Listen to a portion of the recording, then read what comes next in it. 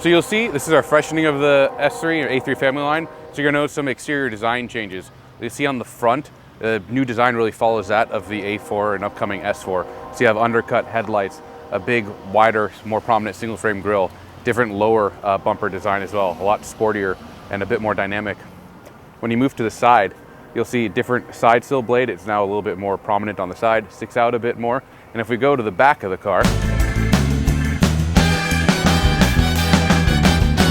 you'll have updated taillights, a new light signature, different bumper, and then different diffuser insert as well.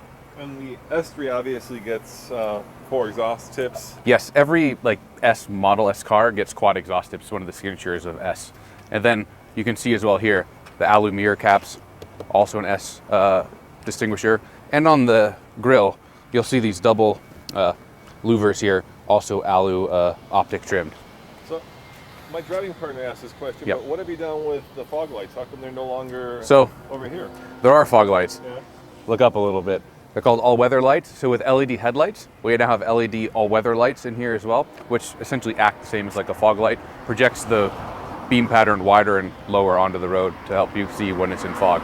So it's there. It also looks better than having the fog lights down in the lower grille.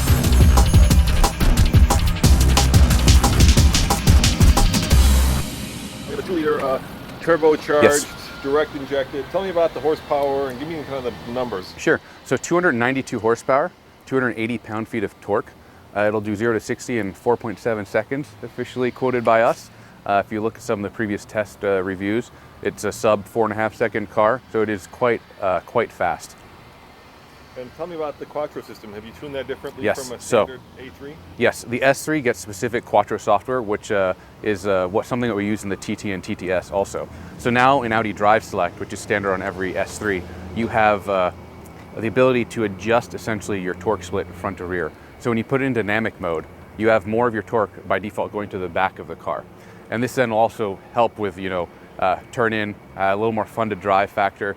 And when you get into an oversteer situation, the power to the rear usually would be reduced to keep the car in control. Not in control, but keep it more in line with what you'd expect it to happen. In dynamic mode, it'll let you have a little bit more fun with the back of the car because it won't reduce power in oversteer situations. So on the S3, you'll see, first off, flat bottom steering wheel standard. You have perforations on the side as well. You also notice contrast stitching throughout the interior here. That is something that makes S exclusive as well. The inlays, brushed aluminum inlays, standard on S3, also differentiator. And then you'll see these wonderful seats that you're sitting in here, the S Sport seats with diamond stitching, which I think you might be able to see behind me. These are optional on S3 as well, super sport seats. Very nice, big bolsters, comfortable seats to sit in.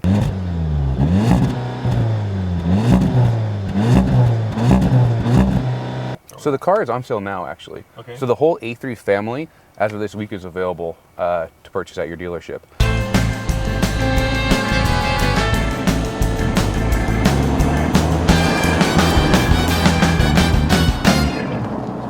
This is called the Audi Virtual Cockpit. So you first saw this over a year ago in the TT. Launched in the TT, made its way to the Q7, A4, R8, and now you're seeing it in the A3 family vehicles as well. And it's customizable, right?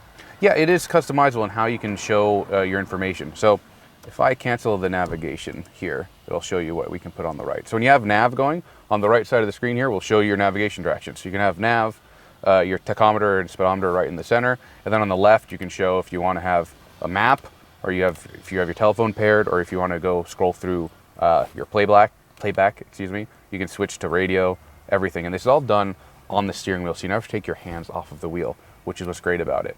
So let me cancel the navigation direction here. Excuse me. You're really fast at this. I've done it a few times. I've been living with the Virtual Cockpit for about 2 years since we had one of the first TTs over here.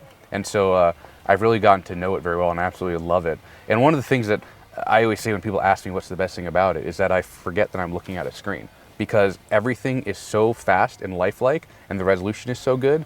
And thanks to the NVIDIA Tegra 3 running this, you never have any needles that jump or lag or far behind, where you think, okay, this isn't as good as smooth as an analog gauge. So we've mastered that, and then we now allow the opportunity to have different layouts and more information shown.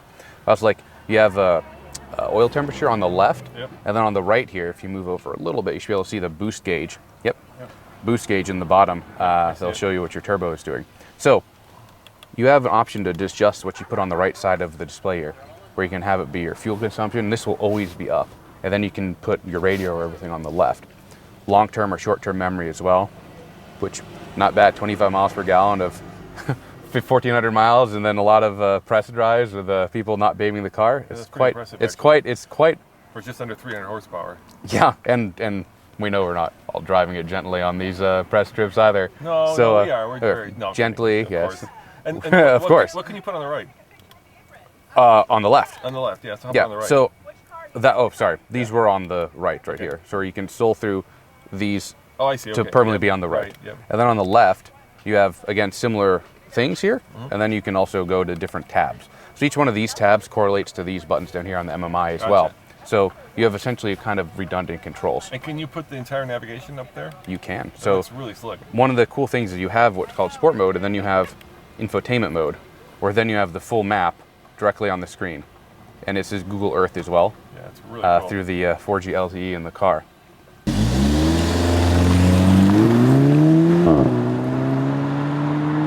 So you have a technology package in this car. Yeah. You have the dynamic package, which is the 19-inch wheels with a magnetic ride.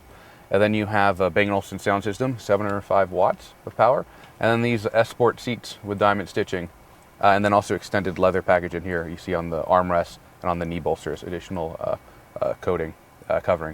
And then you also have the paint charge and then destination, and that gets you to about 51.8 or so. What does this car compete with? Obviously, it kind of slots in below an M2.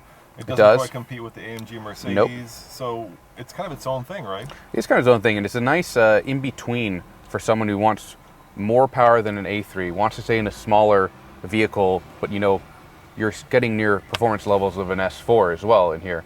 And then you have different price walk and you have different size. And what I really like about the S3 is also the size and the fun to drive package, because you have this very nimble car. It's very quick and very fun to drive, and that's really what I think sets this car apart. But yes, M2 and CLA 45 are more RS3 competitors with performance. There is an RS3, it's just not here yet. There is. It's not here yet, but it will be soon. Okay. So that'll be a great one. All right, well, thank you very much. You're very welcome.